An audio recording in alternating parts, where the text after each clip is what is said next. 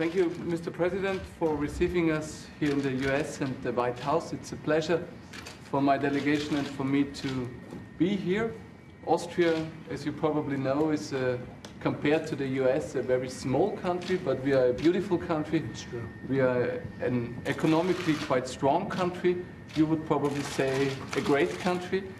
We are in the heart of the European Union, an active member state of the European Union. As a small country, we need international cooperation, and therefore I hope that we can discuss now our bilateral relations, but also the relations between the European Union and the United States of America. Of course, trade and how we can gain economic growth for the US, but also for Europe, and probably international issues like Middle East, Korea, Right. and probably also Russia. Thank you for receiving us. Thank you very much. Thank you. Appreciate it. Thank you. Thank you. Mr. President, are you going to impose auto tariffs on the Europeans? Well, it's something we certainly think about. We're trying to make a deal. They're very tough to make a deal with the EU. They've been very difficult over a period of time, over many, many years. And so it's something we think about, and we're negotiating with them. If we don't make the deal, we'll do the The tariffs. new report hasn't changed your mind about it at all? There's a new report from the Commerce Department? The new report is not that kind of a report. It's just really a study that's underway. We've studied it very carefully. We've seen the results. But the bottom line result is whether or not we can make a deal with the EU that's fair. We lose about $151 billion trading with the EU. That's a lot of money. And this has been going on for many years. They wouldn't meet with the Obama administration. And they're meeting with us. So we'll see what happens. We'll see what happens. Mr. President, should the Mueller report be released when you're abroad next week?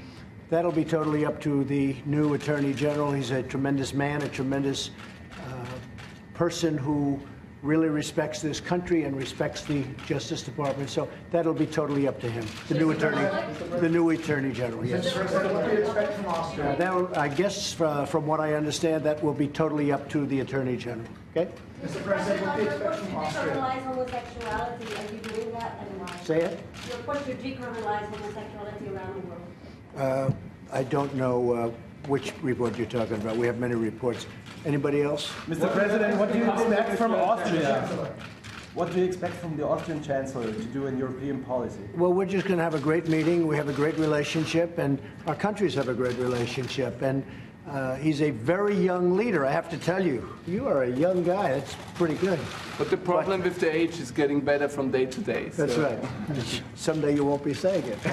But we have a very good relationship, and we have a great trade relationship, and that's pretty much what we're going to be talking about today. Are you considering replacing Dan Coates as your Director of National Intelligence? I haven't even thought about it. Mr. President, you spoke to the Prime Minister of Japan today. I did. How hard is it going to be to get North Korea to completely verifiably denuclearize? Well, I spoke with, this morning, with Prime Minister Abe. Had a long conversation with him. We talked about the trip next week to Vietnam, which would be, I think, very successful. I think the first trip to Singapore was extremely successful. We'll be meeting with Chairman Kim for 2 days, and I think we'll accomplish a lot. We started off with a very good meeting, and I think we'll continue that along. I don't think this will be the last meeting by any chance, but I do think that the relationship is very strong. When we started, as you know, there were a lot of problems. There was the missiles going all over. There were hostages that were being held. There were remains that we wanted to get back. There were many, many things. Now there's no nuclear testing, no missiles going up, and we have a good relationship, very good relationship, I'd say. So I spoke with Prime Minister Abe of Japan about that, and we compared notes, and I think we are very much on the same wavelength. It was a good meeting, good conversation. They seem very reluctant, the North Koreans, to denuclearize. You think you'll be able to make No, I don't think they're reluctant. I think they want to do something, but you know, you've been talking about this for 80 years. They've been talking about this for many, many years, and no administration has done anything. They've gotten taken to the cleaners, and I think we have a really meaningful relationship. We'll see what happens. The sanctions are on in full. As you know, I haven't taken sanctions off. I'd love to be able to, but in order to do that, we have to do something that's meaningful on the other side. But Chairman Kim and I have a very good relationship. I wouldn't be surprised to see something work out. I really believe that as an economic power, because of its location, in between. I mean, you look on a map and you see Russia, China, and right in the middle of everything is South Korea, but North Korea right smack in the middle. So you have Russia, China, and then South Korea, and this is right in the middle.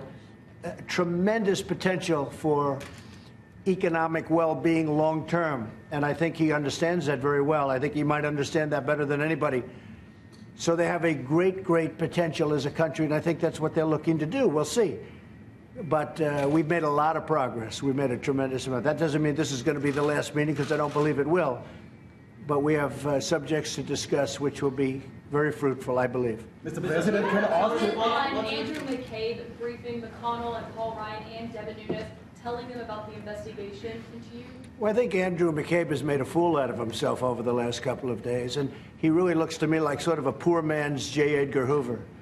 He's I think he's a disaster. And what he was trying to do was terrible, and he was caught. I'm very proud to say we caught him. So we'll see what happens, but he is a disgraced man. He was terminated, not by me, he was terminated by others. The IG report was a disaster from his standpoint. Anybody reading the IG report would say, how could a man like this be involved with the FBI? And the FBI has some of the greatest people, some of the finest people you'll ever meet, but this man is a complete disaster. Thank you all very much. Thank you.